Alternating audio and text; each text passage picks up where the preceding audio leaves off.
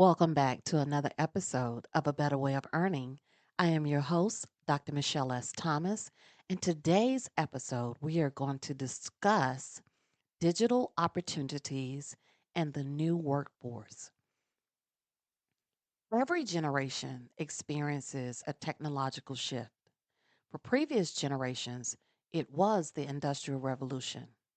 Later, it was personal computing. Then came the internet.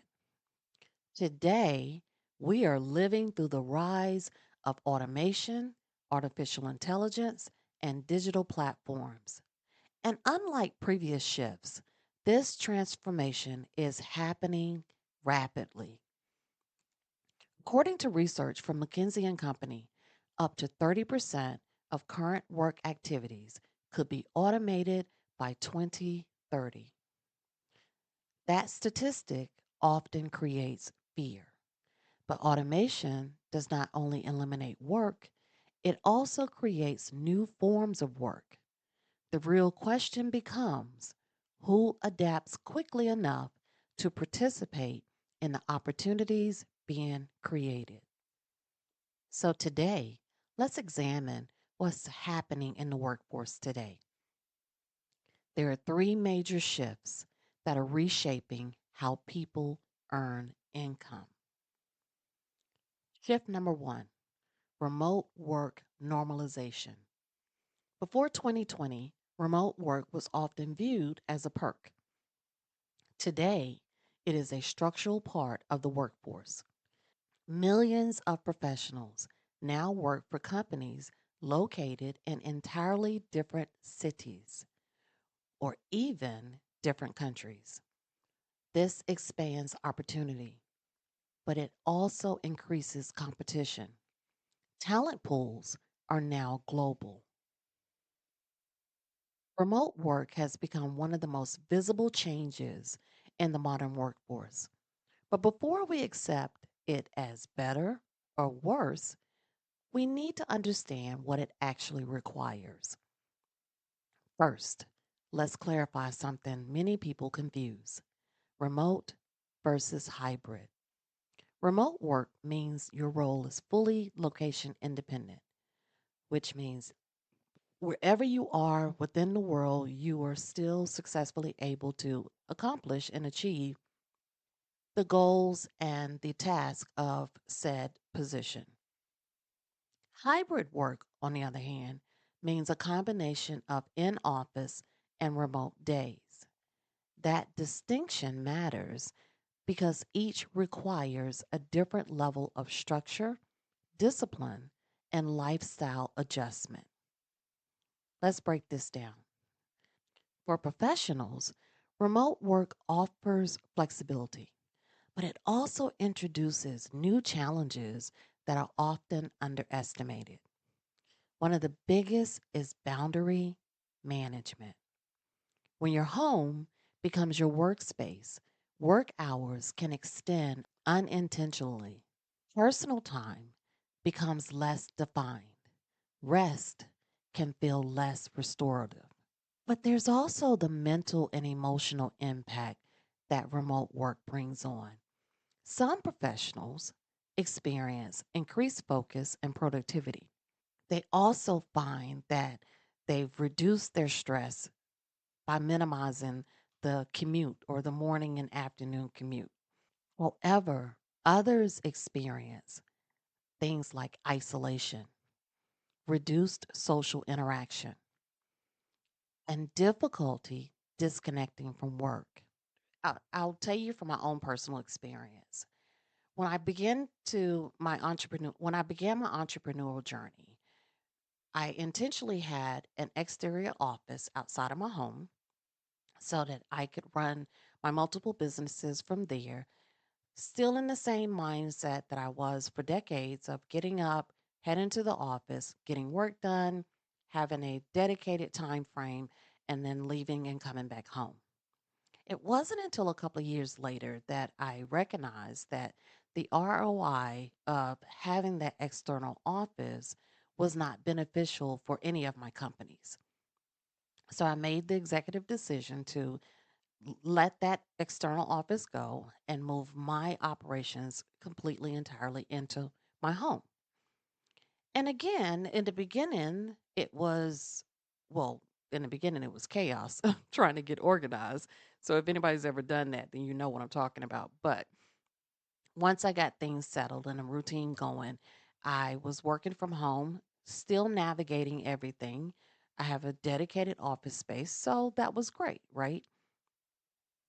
Probably about 2 years in, I began to travel again with my best-selling books and my talk show and my conferences that I was hosting.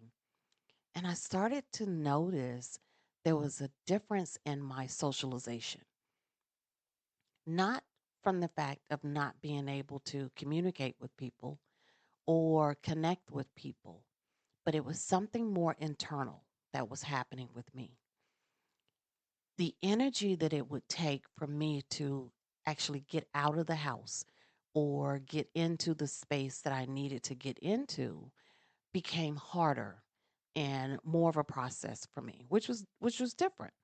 It wasn't that I wasn't excited to do the things that I was doing or meet the people that I was meeting. It's just it created this internal anxiety in me on every time it was time for me to get into the space. While at my conferences, or if I was in big crowds or in really massive situations, my assistant began to notice how um, stressed I would become. And so she created these more like cocoon times for me to escape from the crowd so I can regain my energy. And again, I'm telling you this because this was different for me. I've always been a social person. I've never had anxieties.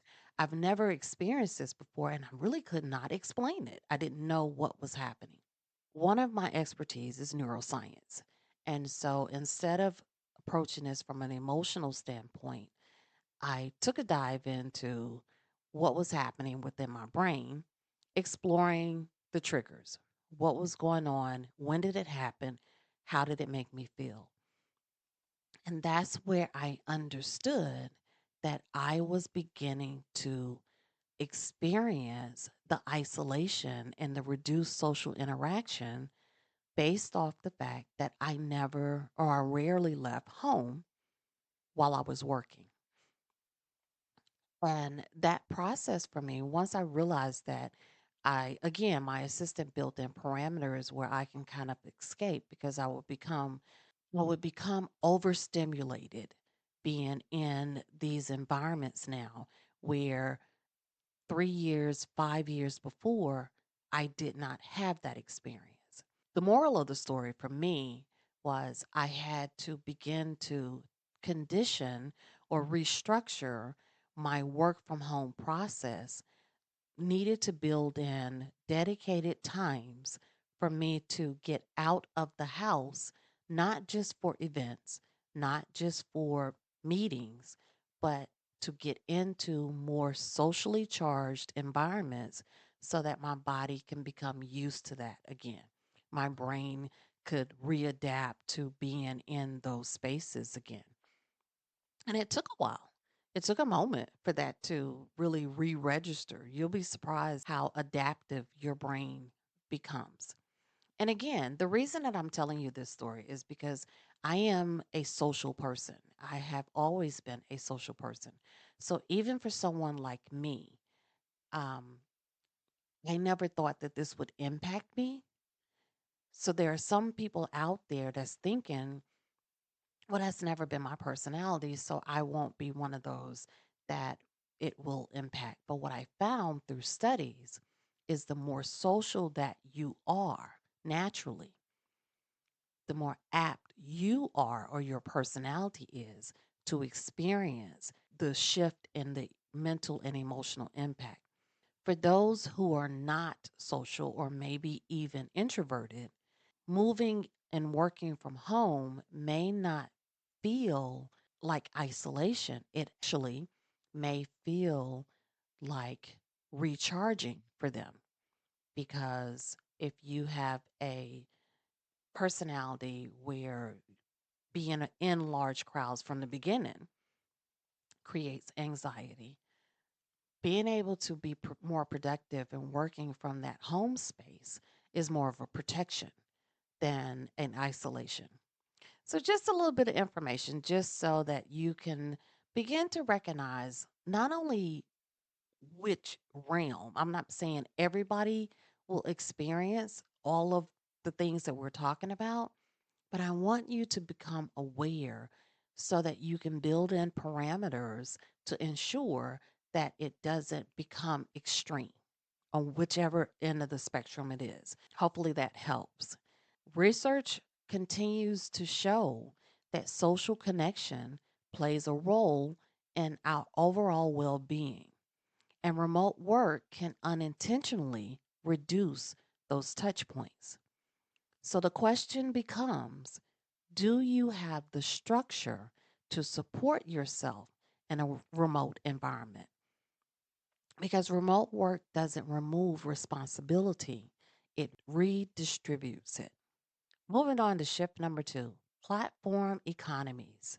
Digital marketplaces have allowed individuals to offer services directly to clients, from freelance design to consulting, writing, programming, and digital marketing.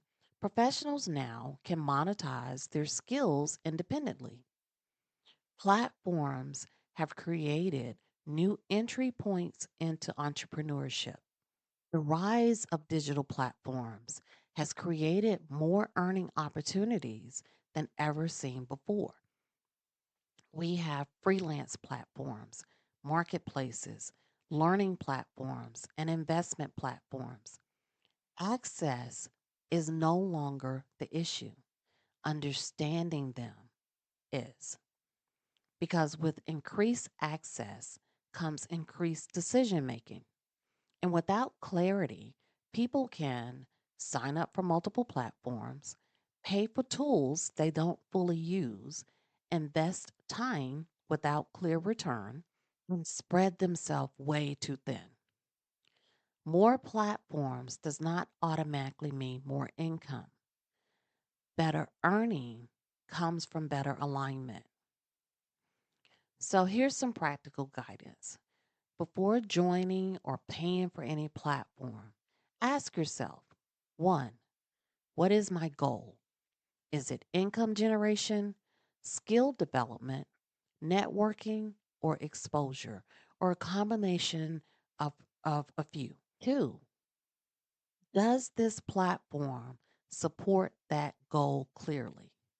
And I'm going to let you know, reading on the surface level of, let's take a CRM, a customer relations management system. Let's take that. On the surface, there's a lot of platforms that market and advertise that they are CRM platforms. What I've learned throughout my entrepreneur journey is not all platforms are created equal. Each platform has its key or highlight of what it does. And without understanding what your industry is or what your goals are, you may find yourself signing up for a platform that, in the end, as you become more aware of your business operations, will not properly service those end goals. There are CRM platforms that handle just the intake of customer information. There are some that have marketing aspects to them or sales aspects to them. However, in each phase of your business development, it is going to require a different level of connection with your customers. My first biggest piece of advice that I can give any entrepreneur out there that is looking to add more systems into your process is understand at least your 3 to 5 year goals. That will help you to determine which platform system will work for you. There are platforms that have different stages and levels of expansion and growth And this is what you're looking for because the worst thing to do is to sign up for a platform, build everything out into that platform, and as your business expands and grows, realizes that now you have to find a whole different system to start all over again. That takes time, it takes energy, it creates a gap in communication with your customers, or it will require for you to pay for multiple systems at the same time until you get the new system up and running. Oftentimes, we sign up, especially when we're starting out, we sign up based on the cost. I mean, let's be honest. We sign up for platforms that fit our budget, and there's nothing wrong with that. But you want to make sure that it has the ability to not only fit where you are, but as I just spoke about, it can grow to at least 3 years of your operation. But does it have the capabilities to accurately communicate to the other systems that you are putting in place? We look at automation as a way to streamline our time, make our businesses more effective and efficient, but most of us tend to not fully evaluate the workflow of all of the systems that we are implementing. If your CRM does not communicate with your marketing platform or your sales platform or your warehouse system or your inventory system, then you're still having to manually transfer information between the two. So sometimes the lower cost platforms do not have the automation process built in. That's why the cost is lower. Again, the point of this is to ensure that you really understand what your goals are. If it's income generation, you really want to make sure that this automation system is supportive, is helpful, and it is conducive to your time and your revenue goals. Because if not, you'll find yourself spending more time navigating each individual system than actually taking the time to manage your businesses. And all that brings me to your third question. What is the cost? Not just financially, but in time and attention. Because what you have to recognize, especially as a aspiring entrepreneur, that time is also an investment.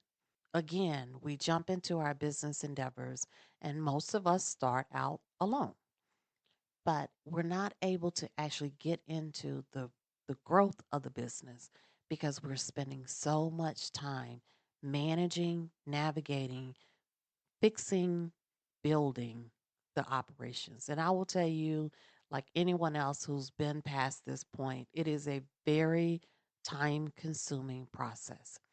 If you want to do business the right way, you must take the time to build a proper foundation for your business. That means that you understand the systems, you have the right systems in place, you understand the processes and the outcome of said processes. What you do not want to do is to continue to invest that time for years trying to get it right. So let's make sure that we are evaluating properly. We're slowing down just a little bit before we jump into these investments. And for those who've been in business for a while, I challenge you to go back through all of your systems. Ensure that you're not paying for platforms or processes or apps that you're not fully utilizing or are no longer serving the purpose of what your business goals are. That little bit of money, whether it is $10 a month or $40 a month, is money that that can be applied to a better system to help your business bring more revenue in. Not every opportunity is your opportunity. So that means that not every platform, every app, every opportunity or growth that other people are touting about with their business can become your opportunity. Know your business, know your audience, know your systems. That clarity protects your resources. And those resources are money, time, and productivity. Okay, on to shift number three, artificial intelligence integration. AI tools are not replacing every job, but they are changing how work is performed. Professionals who understand how to work alongside AI tools will likely outperform those who resist them.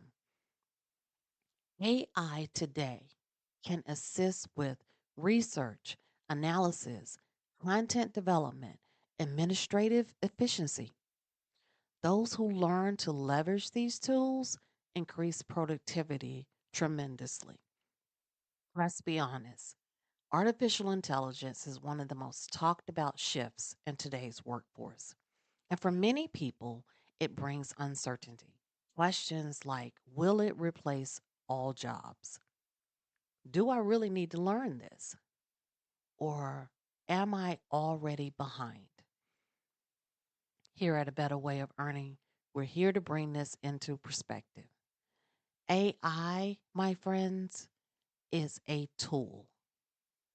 And like every tool before it and every tool after it, its impact depends on how it is used. As I said before, AI is already assisting with writing and communication, data analysis, administrative tasks, research and summarization, and workflow automation. This does not eliminate work entirely, but it does change how our work and our systems are performed. So many people right now are afraid because of news and paid news and hype and conspiracy theorists and propaganda that says that beware because AI is coming through. Um, they're listening to everything that you do. They are recording everything. They're taking over jobs. Humans are going to be rendered obsolete. My husband and I were, um, we're movie buffs. And so just a few weeks ago, I when I was creating this episode, I decided that one Friday night we were going to sit down and we were going to watch some old AI movies or AI themed movies. And so one of the movies that we watched was I Robot. And so just looking at during that time when it was produced, don't quote me on this, but I think it was like 2003 or 4. I can't remember. But from that time, the concept that they had for what AI was going to do within robots, and then looking at what robots and things are happening right now, there was some great points and there was some really great hype things. I tell you all this because I want you to learn more before you panic. Whatever side of the coin that you're on, whether AI is good for us or whether it's bad for us, I challenge you to at least learn more. Spend some time with it. If you're new to AI, here are some simple and practical ways to learn more about it and figure out where you stand for yourself. The first thing that I challenge you to do is what I call exposure before mastery. Begin to look into simple, basic tools to help you with everyday tasks. Let's take your email. We all have email, well, most of us have email, but if you've noticed over the past year or so, Google has added AI to your email system. And basically, there's a little tag up top that says, or ask you, do you want AI to summarize your email? Most people click X on it and just keep going because we're all used to the same process and the same routine. Try it. See how having AI to summarize your emails and help you with email responses, How does that feel? Does it help your day? Is it streamlining processes? Are you learning to take those summarizations and be more productive? Or is it distracting?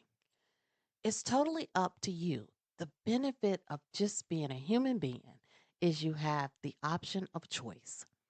Does not mean that you have to dive all in and change everything around in your life and become all an AI expert, but you do need to at least understand the mechanism and how it works. AI could help you with drafting those emails, as we just talked about. It can help you with summarizing the information, and it can also help you organize ideas. And so, as I'm building things for some or most of my businesses, it may stimulate or trigger a thought that can help one of the other businesses. And so, what I created in my AI system is literally, it's not a sexy title, it is called the dump zone. So, I created the dump zone because I have a tendency that if an idea or a concept pops in my head, I want to really hash it out. And what I've learned over the years, again, I know myself and I know what my strengths are and I understand what my weaknesses are. And one of my weaknesses is that it's almost like I chase the shiny idea because something popped in my head. So I go off on a tangent to really source that out to see if it's a viable concept. Well, that impacts what I was actually working on in the first place, right? So I created this AI space that's called the dump zone. And every time that I have a new idea or a new direction or a new concept that pops in my head, I put it into the dump zone. My AI system is programmed to understand that once I put something into the dump zone, its job is to understand which company is for and source out the viability and the steps of implementation for that idea. So that allows me to go back to focusing in on what I was originally working on. And then when I have downtime, I can go back to the dump zone and see what the outcome is. There are some projects that are simple and easy for me to implement into said business, and I can initiate that or pass that on to my team and they can execute it. There are others that takes longer planning, more financial planning in order for us to really source this project out. But what does that do for me? It keeps me focused. It keeps my businesses on a trajectory that it is on plan because every business has a budget, every business has projects and capital improvements, things that have to be done for that year. And what you don't want to do as a business owner negatively impact the financial outcome for this year's budget for said business or next year's budget for said business. I tell you this because I need all business owners, especially small business owners, to understand that your ideas and your concepts, even though you're the owner, you need to be smart about it.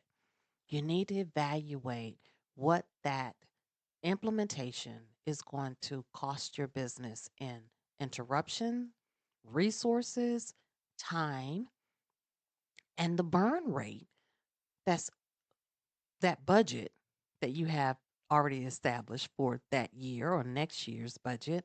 What is the burn rate that's going to happen with the new implementation of something new? Oftentimes, our teams get frustrated because we are, for lack of better terms, behaving all over the place because we have a new, in my words, nice and shiny idea that we want to see immediately, but it may not be the time.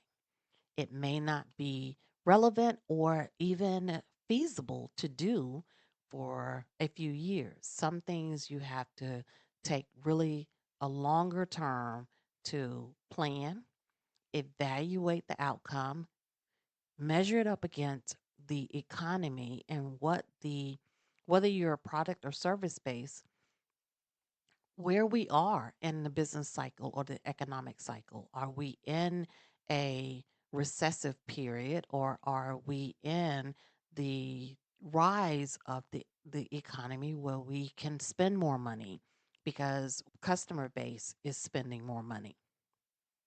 Again, just things to consider. Back to what we were talking about. What I want you to do if you're new to the AI is, again, exposure before you determine your mastery level. That is basic tools, drafting emails, summarizing information, organizing ideas. The second thing that I challenge you to do is to learn through application. Instead of studying AI abstractly, use it in your current workflow, just like what I just explained about my dump zone. Um, it's not just there just to park ideas. It literally is a process to help me to evaluate each and every entity that I own to see new ideas, improvement ideas to help our businesses continue to grow and develop. And the third challenge is to stay curious, not fearful.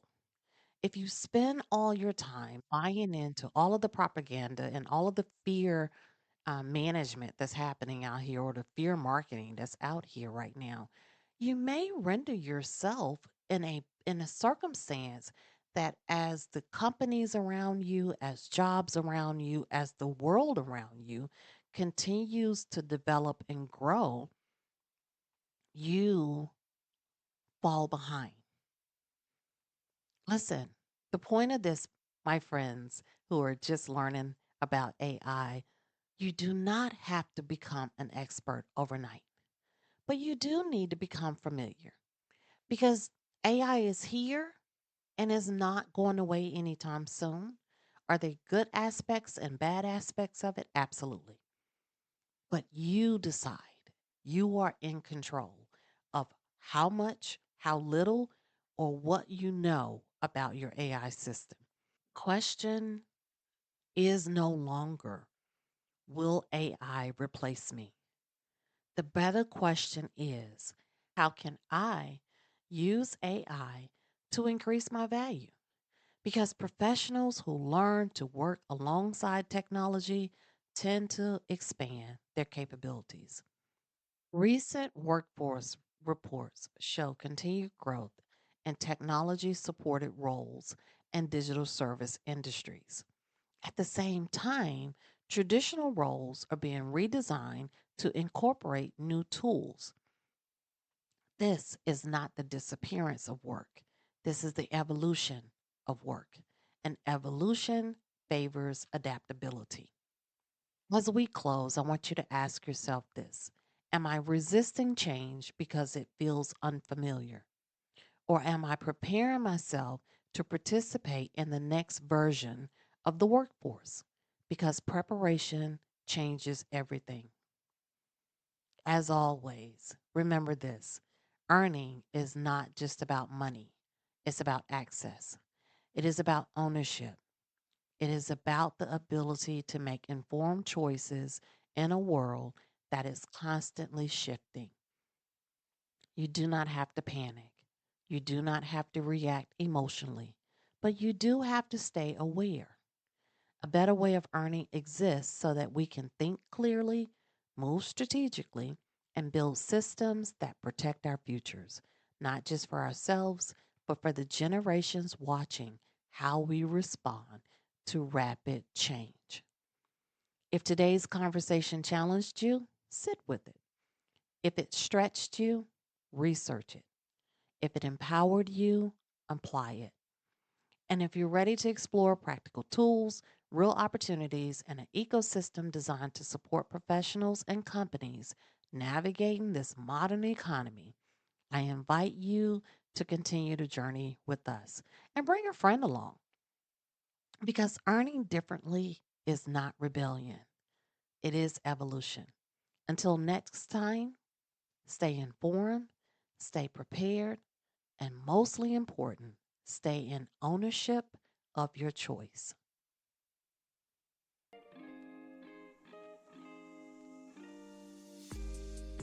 And my friends, if today's conversation resonated with you, take a moment to think about how you're showing up in the world of work. Are you being seen for everything that you bring to the table, or just what fits on one sheet of paper? That's exactly why Ascent Global exists, to give you a space where your full value is recognized and where opportunity meets you differently. You can start today on the platform with the unique name delivering the future of how we work and earn. AECENDT.com, ascent.com, because there is a better way of earning today.